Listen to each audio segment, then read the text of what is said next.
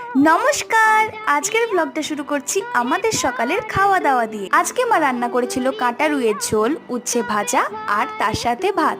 এবার খাওয়ার পর আমি ঘরে এসে আমার রাইস ওয়াটারটা তৈরি করে নিচ্ছি।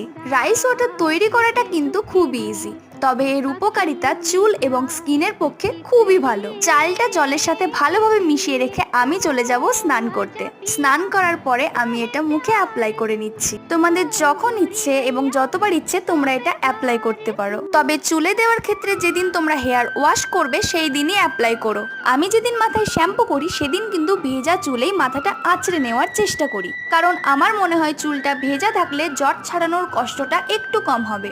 এতে তোমাদের কি মতামত আমায় কিন্তু জানাতেই পারো। আমার মাথা আঁচড়ানোটা কমপ্লিট হয়ে গেলে মনে হয় ঘাড় থেকে একটা বোঝা নামলো, যদিও সেটা ক্ষণিকের জন্যই। তো যাই হোক, আজকের জ্ঞান এইটুকুই। দেখা হচ্ছে পরের ভিডিওতে।